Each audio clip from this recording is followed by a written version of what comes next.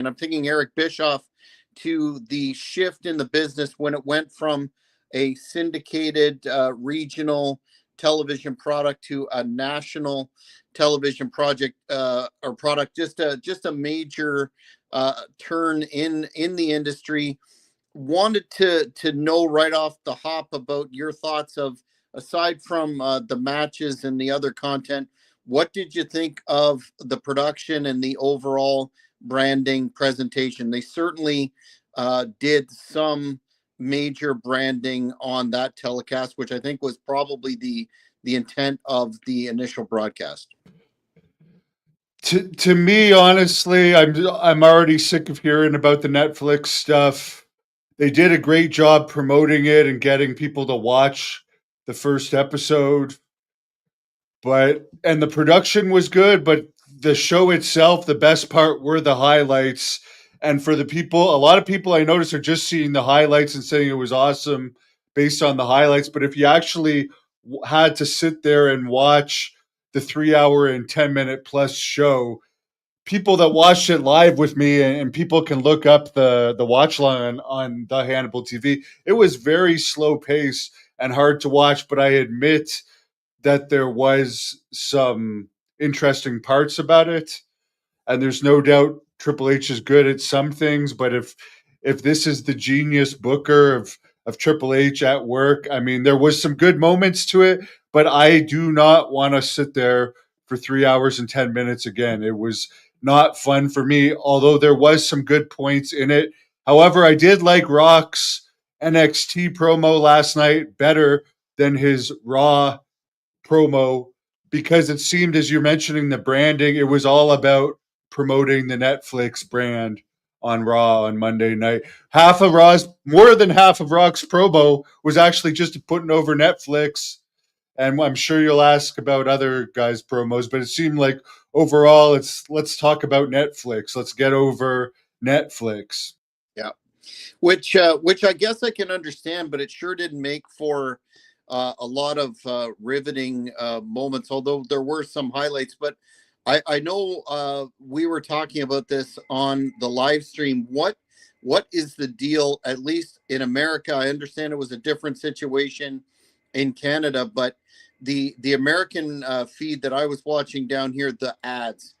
Come on. I know others have defended it. Again, Bischoff was saying, why would you let, millions of dollars in revenue per week go by, blah, blah, blah. But I just found it, actually, as I told you off air, I fell asleep. And a lot of it, well, due to the fact I have an old fart, but also the ads. Come on. You didn't make it to the end. And again, we documented this through the live stream because you were commenting up to a certain point and you clearly tapped out. I'll thank the fans again. It's you fans that were watching it with me that kept me through it, because when I was bored, I was just talking to you guys. But what annoyed me, and it actually really pissed me off, you could tell by my review of it, I was pissed after sitting through it so long, was the ads. Because I watch Netflix. I have Netflix, and I've never seen any ads on Netflix. That's part of why I like Netflix. So to have to watch this and not only get regular ads for Lemonade, TurboTax, and other like normal everyday stuff, movies, we also had to get ads with wrestlers in them where wrestlers were promoting products that was just basically advertising with wrestlers, and then the advertisements from WWE. So again, the only thing I learned from this is I'll stick to watching YouTube highlights. I'm not going to torture myself watching advertisements. As I said, I don't listen to normal radio either. I listen to Sirius XM. I got YouTube Premium, so I don't have to watch the ads. And to me, it's well worth it because it's a waste of time. It's a waste of value. You only have so much time in your life. You don't want to be watching ads. And there was only, to cut down to the only interesting stuff on the show. It would have been a lot shorter. There was a lot of filler time in this, a lot of crowd shots. And one other thing I'll address for everyone talking about Macaulay Culkin is such a wrestling fan. There's footage of him going to a match back in 1990, I think it was WrestleMania 7, 1991, and then he's at Netflix, which he's obviously paid to appear. He might be a wrestling fan, but don't fool yourself, people. He's paid to appear. And you can even see in the last match, a lot of celebrities got bored. There's rows of empty seats on the floor in the last match where a lot of the people that were paid to appear or did it because they were executive or something, they just left. So it didn't hold even the people sitting towards the front, the attention. But if you just watch the highlights, yeah, oh, what an amazing show. But to actually have to sit there through all the boring parts for 3 hours and 10 minutes plus, I was so happy when it was over. I felt like I accomplished something. I didn't feel like, oh my God, that was amazing. It's like, I can't believe at some points I wanted to quit, but I made it through.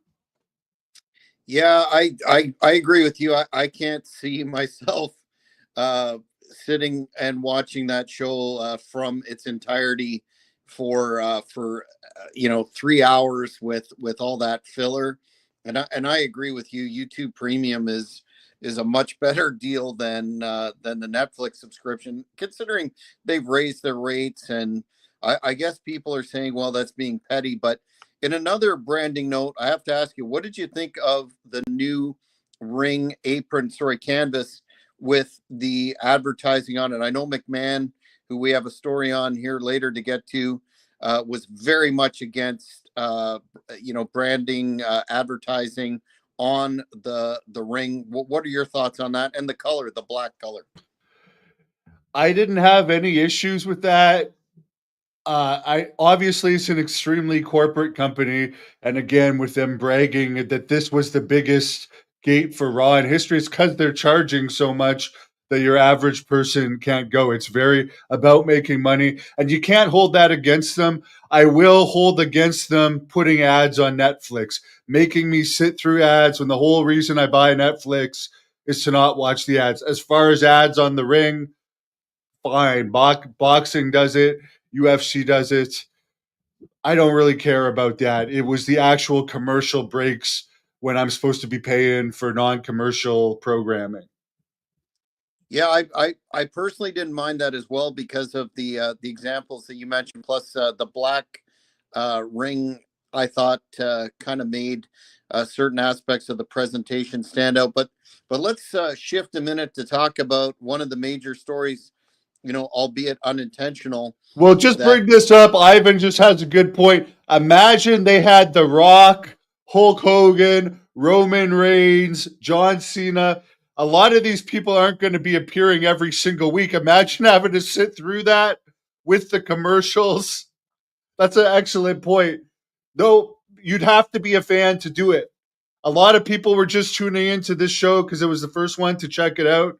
I think it was too long to really keep many of them. Some people might check it out again that haven't seen it or that's an actual super fan. But I think your average person like me, maybe I'm even a wrestling fan that just hasn't watched Raw for a while, and to sit through that, it's just like you did not capture me with that show.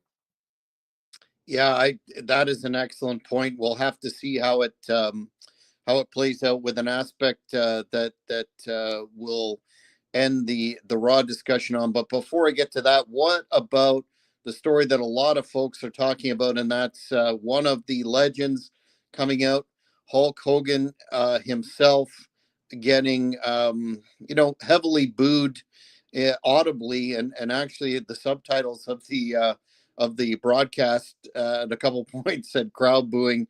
But much has been made about that. And ironically, on the heels of an announcement that he signed a deal with WWE, or sorry, the corporation, to promote his real American beer. What do you think about that? Is it a fart in the wind, or do you think it's more significant moving forward for Hogan's relationship with the new TKO corporation?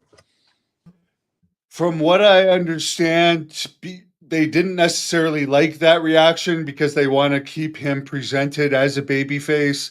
So they're not going to use him in front of a live crowd for the immediate future. They're going to use him in documentaries and stuff, and just commercials and things where there's not the risk of getting that reaction because you can control that narrative. And maybe down the road, who knows, use him as a heel again. He could be a great heel manager. I'd like to see he didn't. Let's face the facts here.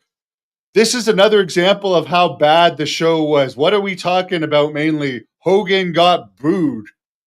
Hogan got booed for like 30 seconds of a 3 hour and 10-minute show. That's what seriously people are talking about more than anything from the show. How good was the show? And let's break down that promo from Hogan. All he did was put over Netflix and plug the beer. He did nothing but that. And Jimmy Hart's just standing there like a robot. It deserved to be booed for that reason. It deserved to be booed for that reason. But why I wouldn't boo it is because it was better compared to a lot of the stuff we had sat through. Like John Cena's promo, for instance, was like 10 minutes plus putting over Netflix. Yeah. So compared to that and The Rock, I mean, I even like The Rock. He's one of my favorite wrestlers and one of, you could call him a hero of mine. But it was just, I don't want to hear The Rock just suck up the Netflix. I understand why he does it, but at least the Hogan thing was short. But give us a reason to cheer. If he's just going to go out there in a democratic state where he's clearly pro-Trump and there's a lot of African Americans there and he's got a history of use of the N-word. And I mean, let's face it, he's one of Brian Knobb's best friends. Brian Knobbs openly uses the N-word, even did it on tape with me. So there's no question Hogan probably is okay with that, considering those two were best buddies forever. I don't know if he's ditched Knobbs as a friend by now or not. But like, I just think I don't personally give a damn if he was booed or not. I just think it's funny that that's what people are talking about more so than the CM Punk match, more so than the Roman Reigns match, anything else that happened on the show. Hogan got booed. That shows you how irrelevant even the top stars are in mainstream public. I'm not saying they're not known by wrestling fans, but people care that Hogan's getting booed more than anything else on the show. Yeah, I think aside from the controversies personally, and in terms, and there's a shout out to one King of the Streets, Angel Medina, watching our show today. My partner on the Shooting from the Hip podcast, which we'll be doing this month, another edition. But I think you make a salient point. Man, that was brutal. That was boring. It was filler. And you know what? It was pretty predictable that he would be booed in California, given the recent activities with the RNC, etc. But yeah, They should just call it segments now instead of wrestling. This segment's going to happen tonight. These people are just going to come out and talk, and nothing's going to happen. Right. Like, have them do something if you want us to cheer. Yeah. And then there was the one that personally put me to sleep, and of course I respect his work, but on the live stream I compared his promo, if you want to call it that, to it reminded me of being in the crowd at the Stratford Festival, and Cena coming out and talking about Netflix, and then his retirement tour, so to speak. So what did you think of that? If that's a harbinger of what Raw is going to be, it's one of the reasons why myself and many fans tuned out in the first place. Those 10, maybe it was 12 minutes the promo, but it seemed much longer to that. Yeah, and Craig is bringing up that there was over half an hour before the wrestling started, and there was a point where everyone was in the ring, just standing in the ring for what seemed like 10 minutes, and these guys are supposed to be enemies. So I'm just watching this. Why am I watching people stand in the ring? At least not every single match. A lot of matches, they have their big, long entrances. Then we have to listen to another introduction. Then they're doing a stare down in the ring after the introductions. Why is the match not started? Like, what the hell? In UFC, it's like, let's do the stare, like, let's just get the match started. You don't just stand around staring at each other forever. But for the John Cena promo, it would have been better if it was shorter. They could have fit more in there to have more. I heard they cancel. I mean, I'm not even a Penta fan. I just want to see him do something in WWE after AEW wasted him and then had him sit at home for months without even using him on TV, which is just, I'm sick of them doing that with people. It infuriates me. It's an insult to the wrestlers. It's a dumb business move. And it just shows you that company is absolutely foolish. So you could have fit Penta in there, for instance, for a debut. If John Cena didn't have to talk for like 8 minutes about Netflix, and then he finally got into his retirement match and mentioned he wanted to win the Royal Rumble, I was already tuning out by then because I was so bored of hearing, oh, Netflix is great. Netflix, again, one of the things they're saying is now we're in more countries. It's like, is YouTube not in every country? Just about. Probably not North Korea. But like, it's like Netflix is their savior. So now suddenly they can get viewed by the world. It doesn't even, it's just like propaganda. So I don't know. I thought that I don't have any issues with Cena necessarily, other than his deep love for China, where they boil and skin dogs alive, which is a dog lover. I really have issues with that. Not to mention there's other parts of China I don't like. But yeah, I thought that should have been a lot shorter. Definitely, and not exactly scintillating content to listen to people talk, especially when there was that 30-minute plus initial period. What do you think of the speculation that he's going to finally win another world heavyweight title, whichever one I guess is up for speculation, and on paper break Flair's official 16-time record? Do you think they're going to pull the trigger on that one, or what are your thoughts?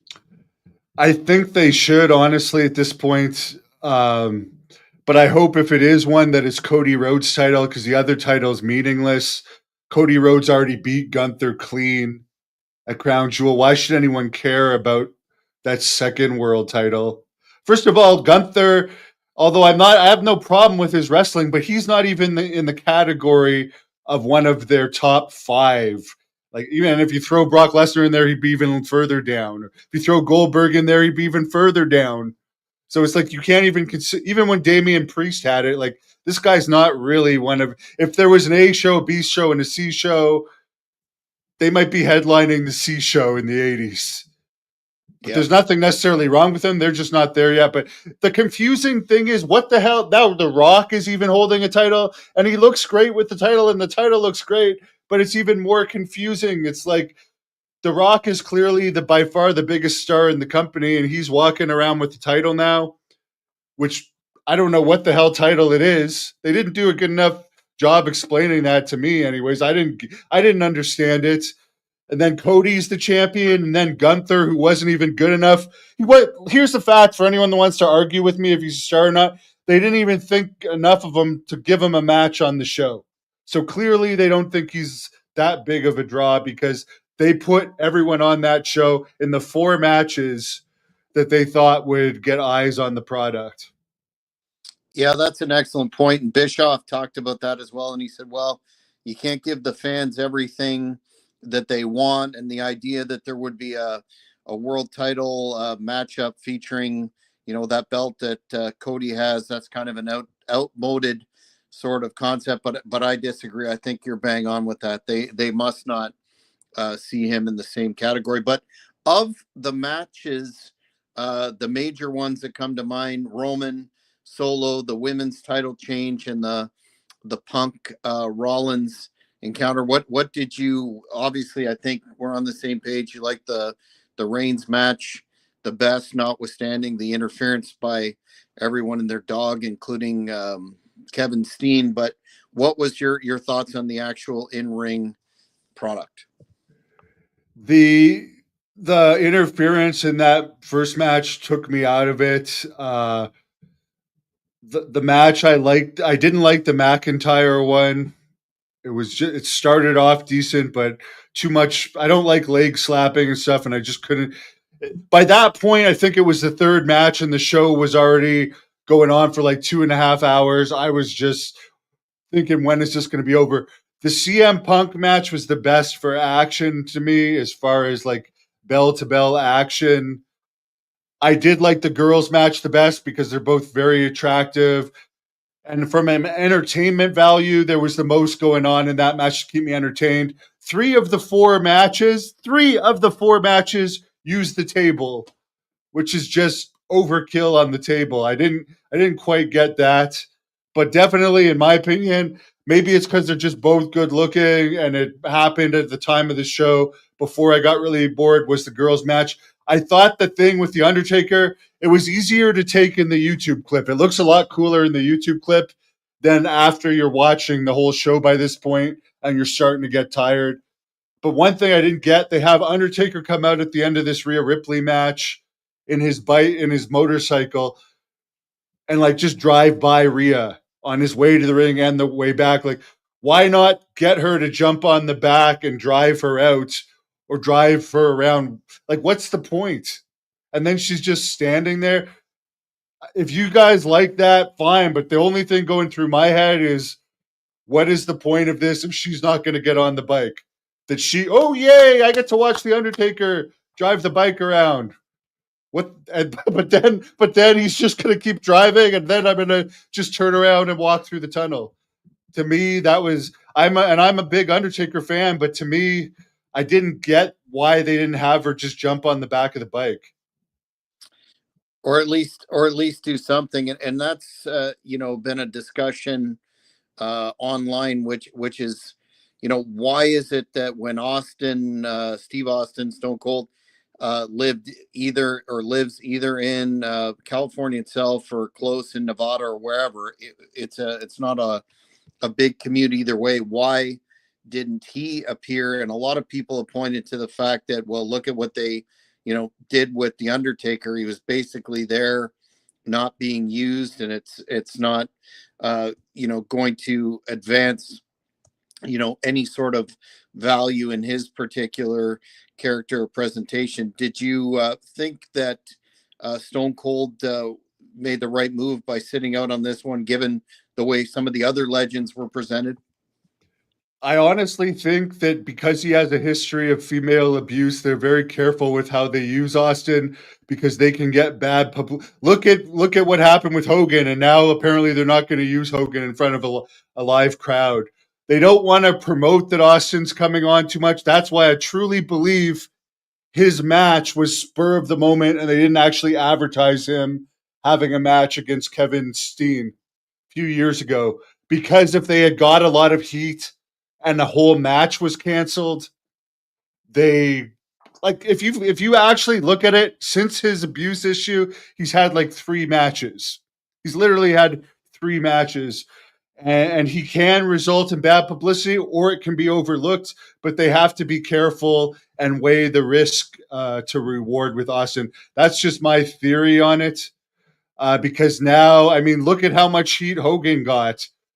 And I mean, he's allegedly said the N word. Deborah's on record saying that Austin beat the crap out of her many times, and he actually pled no contest to it in court. So, I mean, there's a lot of baggage there worse than saying the N word. So I think truly that they just weigh the risk to reward with Austin. That would be my theory on why he didn't appear and they didn't need him. He wouldn't have added anything to the show at this point. He would have got a pop, but considering like everyone else they had, I don't. Other than like a quick pop, I don't know. They're probably going to save that for another time. Before we leave Cena, his last alleged Canadian appearances upcoming at pay-per-view. I believe it's next month in Vancouver. Where would you rank him? Toronto in Oh, March. okay. Well, there you go. I'm off by the month in the event. Where would you rank him in terms of the all-time greats that have graced that particular company? Is he in the top 5 in your opinion? Well, he definitely was the most popular wrestler in the company for a period of time.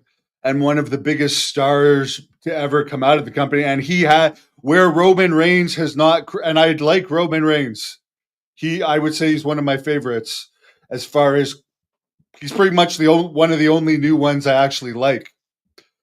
Um, Roman has not caught up to mainstream as Cena. Pretty much everybody knows who John Cena is. Not people outside of wrestling, most of them actually still don't know who Roman Reigns is.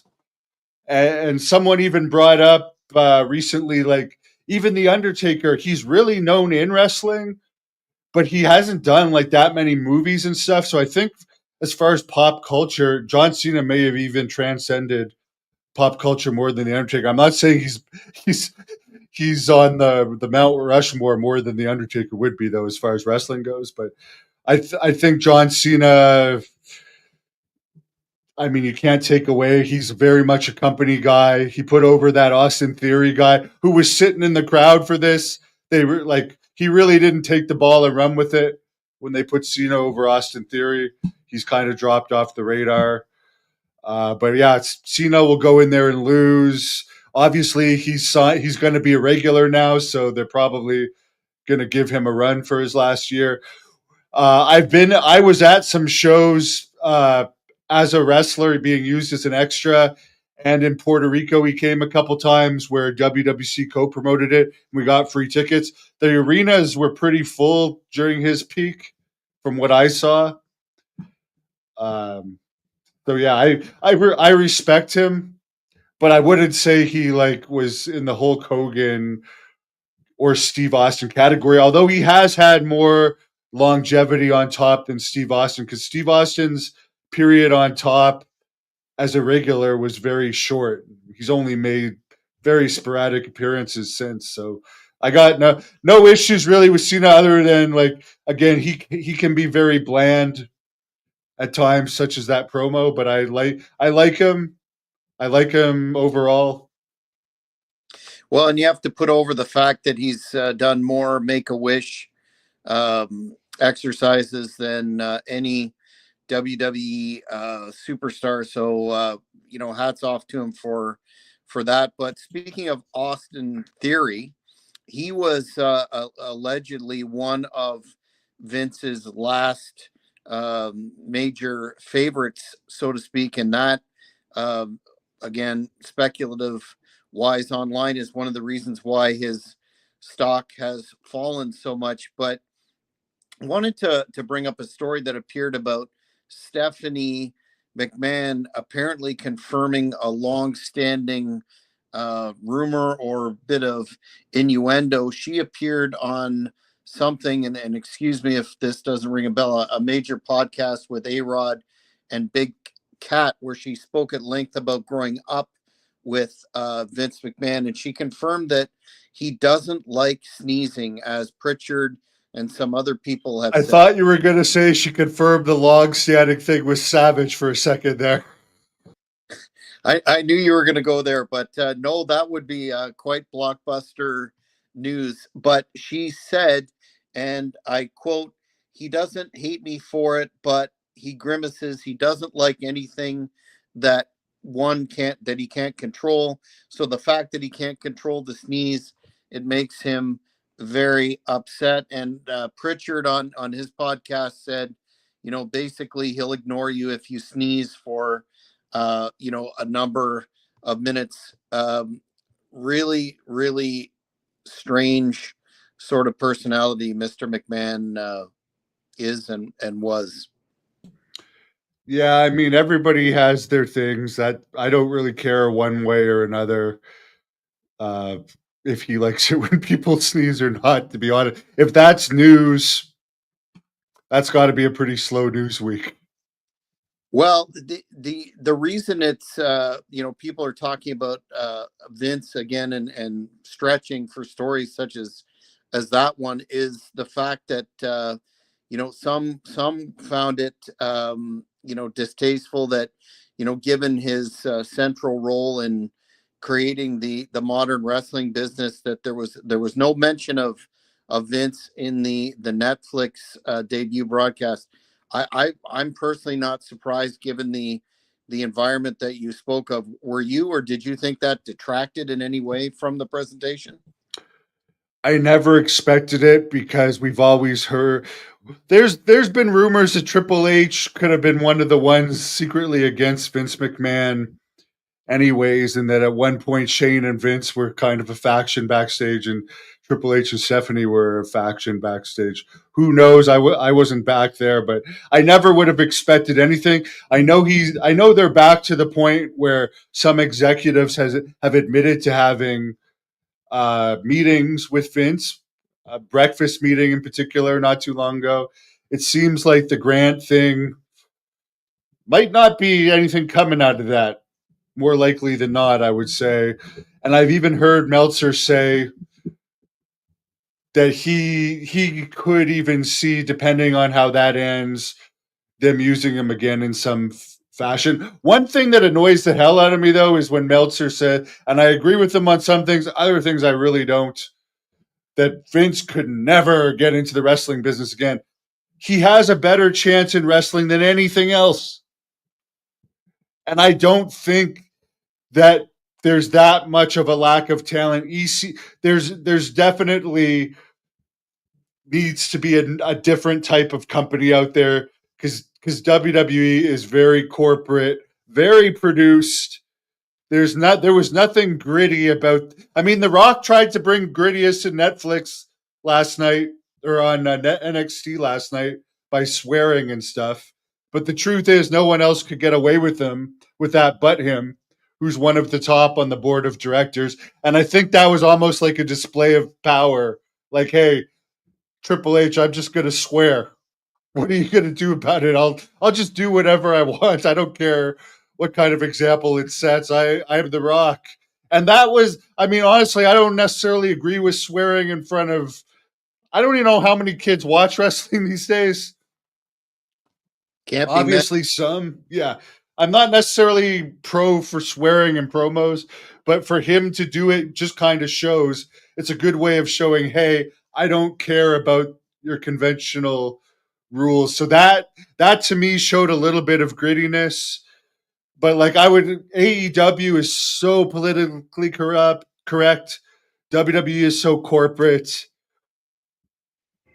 New Japan is practically irrelevant now. It's so boring.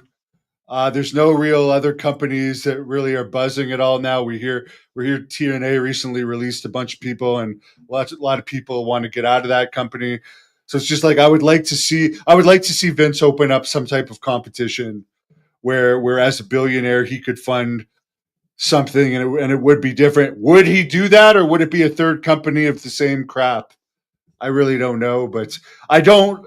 After watching Netflix, although there were some parts I liked about it, and I liked The Rock, for instance, I don't really want to watch that show anymore, other than clips.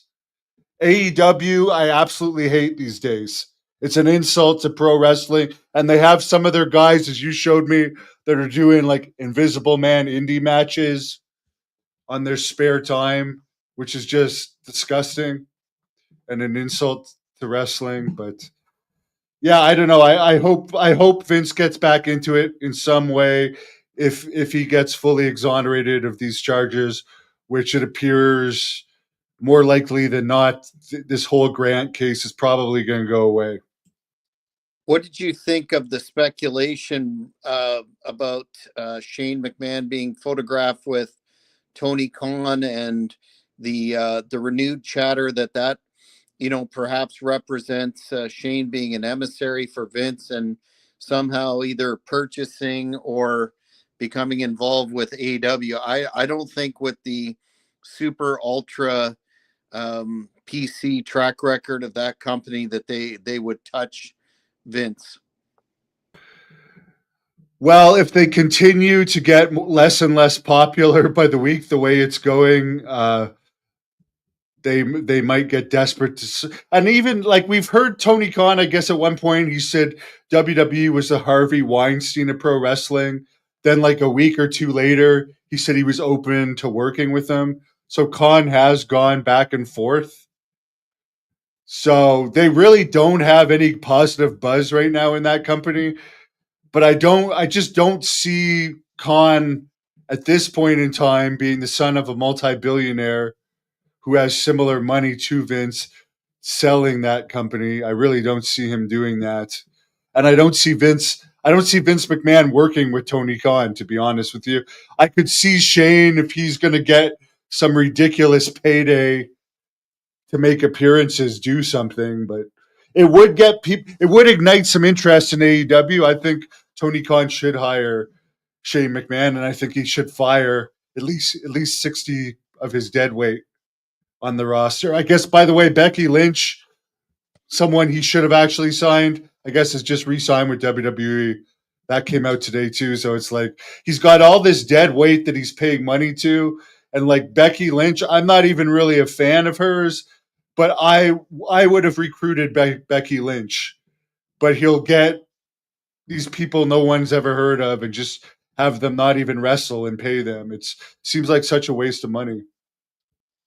Yeah, I think Shane would be an asset to AEW for sure, but it's been a while since that photo came out, so who knows? But speaking of AEW, and it's a pretty slow news week for them as well.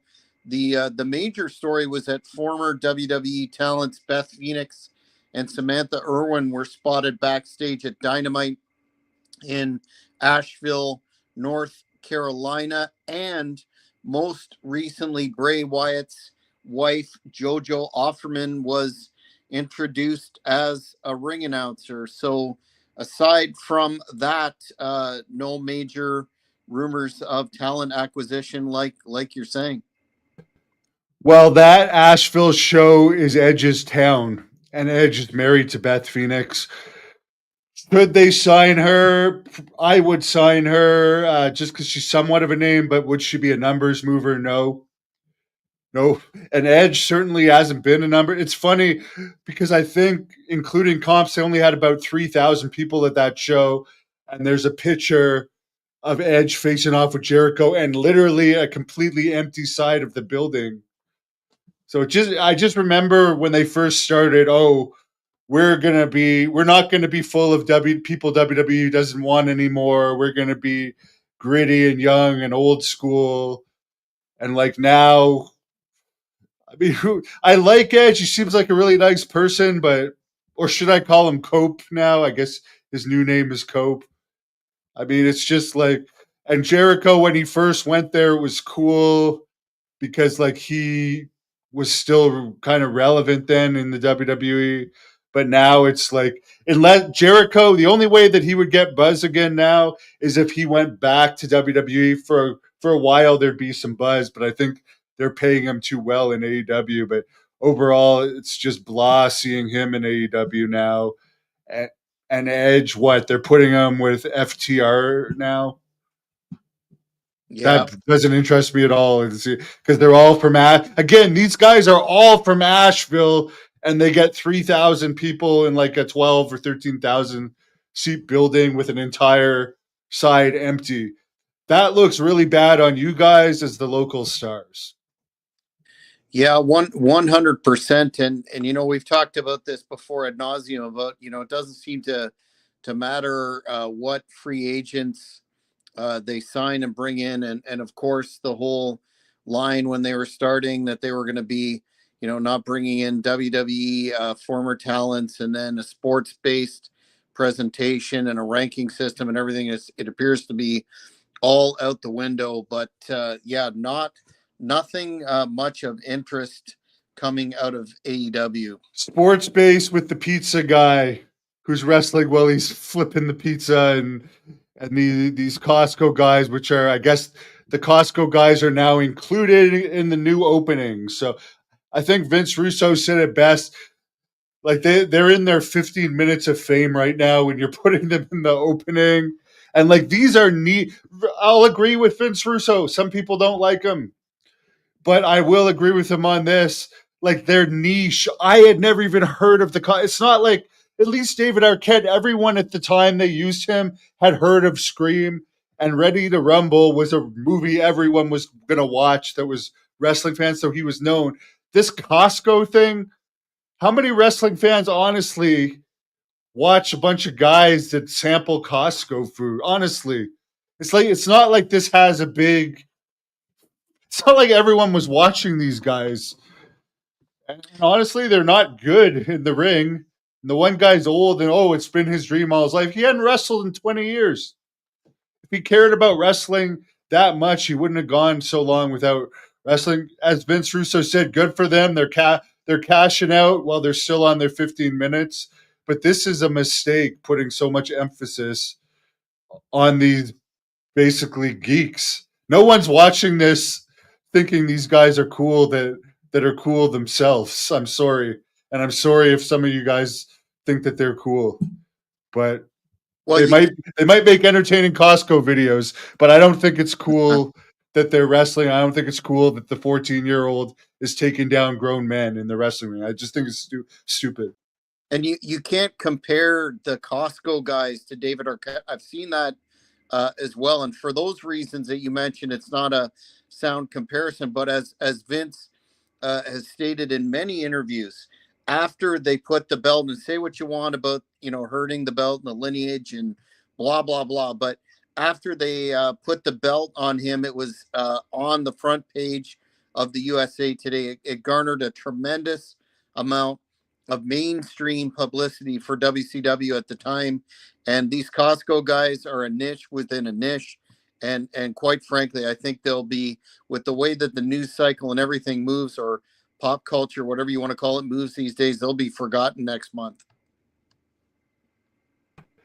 Yeah, for sure. And I mean, I was deadly against the David Arquette thing, but he wasn't under contract, and he donated his money to Pillman, and he was going out with Courtney Cox.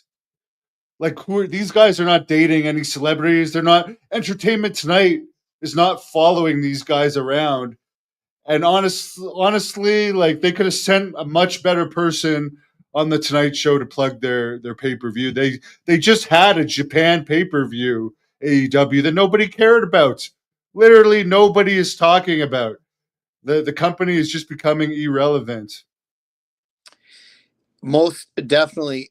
Wanted to discuss the again, another couple of issues making the news regarding Ric Flair. He at one point indicated that he had one more match left in him, and then after a while said no, he won't be returning to the ring ever. Thankful for great health, etc., that would allow me to, though, whatever that means. I don't know if you saw his, well, you did see his last match. He looked anything but healthy there. And then for some reason he threw in that Bronson Reed couldn't tsunami me on his best day. And then Reed responded, Papa H better come get his boy. Do you think really, Hannibal, that Flair is done in the ring, or is he going to try and I don't know, get one in his 80s, or even before then? Who knows with him, right?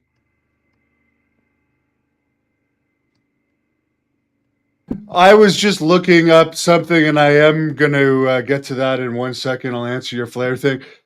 But here, you guys call me jealous, and I am jealous of the money these guys are making. But these guys, these Costco guys, have 219,000 subscribers. I have 412. So these guys are not even more popular than my channel on YouTube. Yet somehow AEW is blessing these guys with big contracts. Honestly, like, I'll be honest, I would be more of an upside, and I would use whatever money they would give me to wrestle to do better things than whatever these guys are doing in wrestling. It would be way better for the business. But yeah, I am jealous that I have pretty much double the YouTube subscribers of these guys, and Tony Khan is practically coming talking about having these guys on the roster like they're the second coming of David Arquette. But I haven't been following the Ric Flair, Bronson Reed stuff.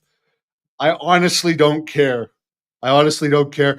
I feel bad for Bronson Reed with his foot injury, but he's getting paid. He's under contract. It happened in the ring. He'll be taken care of. Ric Flair, I don't think he should wrestle again. That last match was horrible. I do think that they should use him in some capacity. I don't think they're going to, because he continuously gets himself in trouble, and too many people have camera phones these days, and he hasn't stopped drinking by the pictures I've seen. So it's a risk, I guess, if he's in a big company, that he'll do something that will get them bad publicity. And it's very corporate. But maybe if a company that was more edgy, like Vince McMahon's, was created, they would use a guy like Flair as a manager. But I would not want to see Flair in the ring. I really would not want to see Flair in the ring. No, absolutely not. But it's it's a real head scratcher when we attended the AEW taping for Collision, and actually in Toronto as well this past year, the fans were wooing. He was like the most over talent there, and although he was not advertised or used, he was under contract. So I have yet to understand why they signed him in the first place and never used him except for a couple of appearances with Sting and that god awful energy drink. A couple, yeah, I think the energy drink seems to have disappeared. But here's the thing that's mind-boggling, and I do hate these Costco guys, because they're just a good example of undeserving people getting big money in wrestling and adding nothing to wrestling. In the long term, they will hurt more than they help. I promise you guys that. But like, they waste Flair. Imagine, keep in mind, they just had a press conference in Dallas at this stadium that they brought the Costco guys to. Could you imagine if Ric Flair was at the press conference giving a speech? Like, just between the two of them, even if Flair's just going to be a manager, as you said before the show, we're sitting in the crowd. We had the comp tickets. Everybody's wooing because he's part of AEW, and they had the energy drink thing flashing. People were thinking, okay, maybe he's going to show up. It's like, no, they weren't. They weren't doing that for any other wrestler that was going to come out. Which, by the way, there was like 8 or 9 wrestlers that were advertised for that show, for anyone that didn't know, that were not on the actual show. Including Canada. Both cards. Who?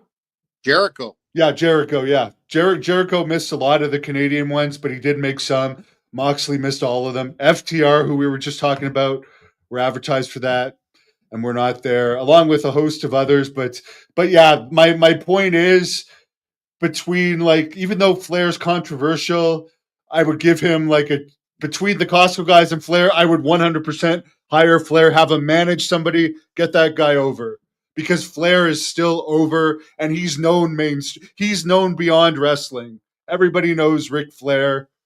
I think there was like about a year and a half ago, they did a survey of people to name 5 wrestlers they know, and The Rock, Hogan, Macho Man, and Ric Flair were like the most answered people. So yeah, I don't know. I just find it bizarre that they didn't do as much with Flair.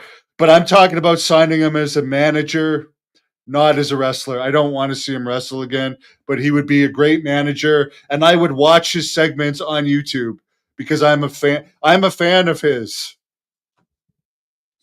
Yeah, I think it's with the Costco guys. I keep hearing that the fat kid is over. Not the guy who used to wrestle and his son, but the other guy. Do you know him? The Rizzler. That's his name. I only know the name because it's so stupid. But again, it's not over to. If it's over to kids, fine. If it's over to kids, fine. But I don't. To me, it's not. It's just like dweebish, geeky stuff, and it's just like, why are you giving these guys such a spotlight, and why are you putting them all under contract? I just don't get it. This is a flash in the pan thing that if I was in high school, I would give the Rizzler a pink belly. 100%. But before we leave AEW, though, I would say and a wedgie. Wedgies are really. Remember those days? Oh yeah, in the locker room. Got suspended for that once, giving one.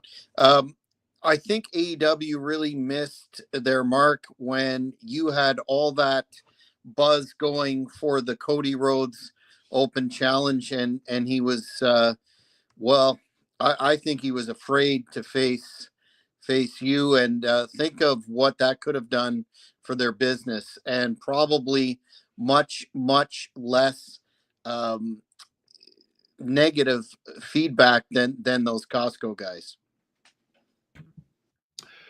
Well, that we had Terry Funk, Billy Graham, Jacques Rougeau, Conan, Kevin Sullivan, Bushwhacker Luke even all vouched for me. Who else of that Cody Rhodes Open Challenge had that many? Of course, that's come and gone years ago. I don't even think about that. But by the way, speaking of atomic wedgies, let's watch the one I gave in a match once right here. I think it's the only atomic wedgie ever given in a match, and there's a story behind this.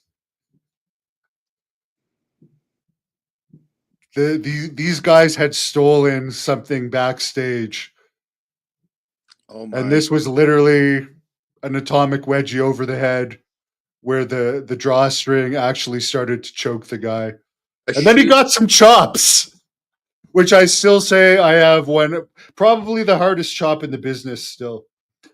But anyways, what were we talking about before the wedge?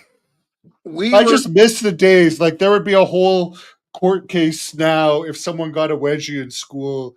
Times have changed so much. Yeah, that I think that's the first time I've ever seen a shoot atomic wedgie like that. That should be enshrined in the history book somewhere. But our last, The funny thing is, though, if you guys can imagine it, these guys stole trophies from backstage. This place had some like trophies. It was at a bar for their billiard room and stuff, and they had stole them and put them in their car. The owner told me about it. That was the purpose of the wedgie. This was not like randomly, quote unquote, roughing somebody up. This guy is lucky all he got was a wedgie, but the actual drawstring of the underwear actually started like choking the guy when it got like around his neck, which is actually rare. Could you imagine dying from an atomic wedgie?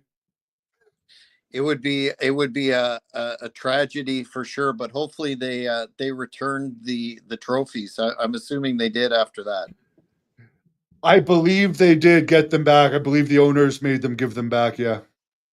Yeah, nothing like promoting an event as a promoter and having that chicanery go on.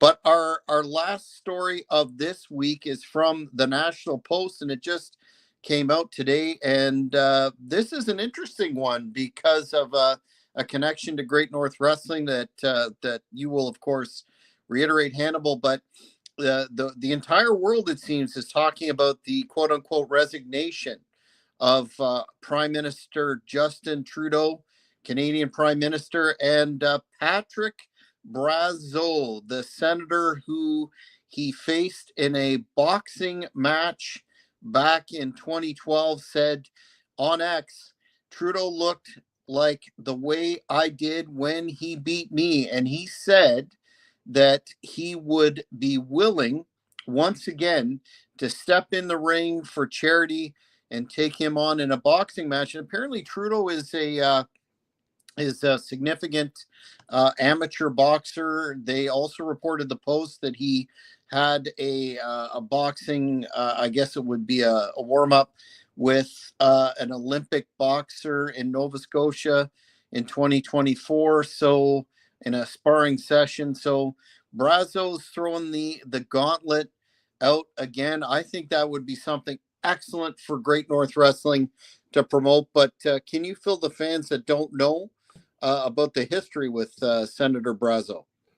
I will say no one knows this, of course, from the American people, but one of the things that got Trudeau elected the first time is he had a boxing match with Patrick Brazo. There's numerous parties. I think, is he a conservative? I don't know what the heck he is. That's how close I pay attention. He's not a liberal. And they had Brazo box Justin Trudeau, and Justin Trudeau won, and people were calling him like a pussy and stuff back then. So him beating Brazo in this boxing match that happened in Ottawa, my town, prior to that first election, actually helped Trudeau a lot. And I actually later became friends with Patrick Brazo because we both worked at the same gentleman's club for a period of time. And we actually used Brazo in Great North Wrestling. Let's watch another Great North Wrestling clip here from the past where we use Patrick Brazo, who is still a senator in Canada. He was a special guest referee for my match. And I do think that they should box again. But it's funny because now Trudeau is, for people that don't know, he's pretty much hated by most people in Canada. The first time Brazo was more of the heel. Where this time I think for sure it would be more 50-50. And Brazo would have more motivation if this match were to happen. First of all, he is tough. Look at those chops he just took. And this is an extremely dangerous move here.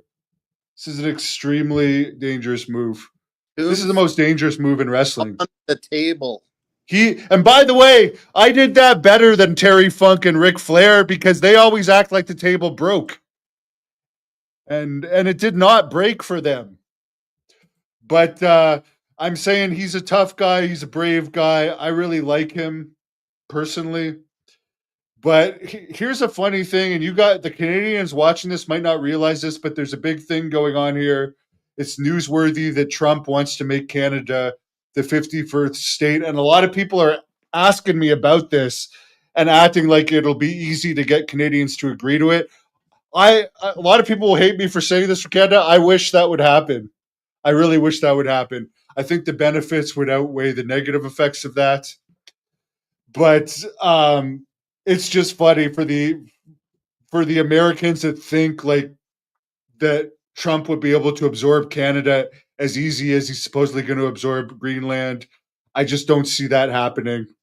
People are like, oh, pretty soon we're all going to be one country. I'm like, I just don't see that happening. I wish it would happen, but there would be a lot of blowback to that. Yeah, that would be a complicated process for sure. I'm still not convinced that Trump is 100% serious about that. Seems to me that it's motivation for the border issues of both countries to be addressed. But I think we should reach out to Patrick Brazo. You know him, Hannibal. Do an interview with him and see if we could book some kind of either boxing or better yet, how about a cage encounter between Mr. Brazo and Mr. Trudeau? Think of that. That would sell out. That would be a main event in any arena across the country. Don't you agree? In Canada, I think it would, but I hope it happens. I will try and get an interview with Patrick Brazo. He's a nice guy. I remember my ex-wife once. He was confused, and I was at the gym. He came to my house for an interview once, and like he came the day before or a couple days before by accident. He was confused, and I was at the gym, and she answered the door. And it was like Patrick Brazo at the door, and she's just like, and her parents are definitely liberals. So I just remember her being like, "Oh my god, what are the coincidences? I'm just gonna open my door one day and Senator Patrick Brazo is gonna be there because she wasn't expecting him at all." So it was just funny for her that like, how random is that? You open your door and Patrick Brazo's there because I hadn't filled her in that I had an interview planned with him a couple days later. And at that time, there was a time that he went through some controversy. Like we've all dealt with, some of us have dealt with false accusations. He had to deal with them. He ended up getting reinstated, and he's onwards and upwards and is doing great now in the Canadian Senate. But yeah, I really like him, and thanks for everyone for your comments. And I think we're both. I'm not political, and I couldn't even sit. I tried to watch Justin Trudeau's speech, and I've listened to a lot of political speeches lately, but I couldn't even make it through 2 minutes of this 10-minute cut of the speech, which I think The real length of it may have been more around 20, but I just couldn't listen to that, the bullshit. And what he put us through during COVID was horrible. I left Canada during COVID, and I'm not even in Canada now. I'm going to be going back, but I'm enjoying my time away from Justin Trudeau's Canada, and I'm glad that he's not going to be in power when I'm back. So that'll be the last I say, and I wish everyone a good rest of your night.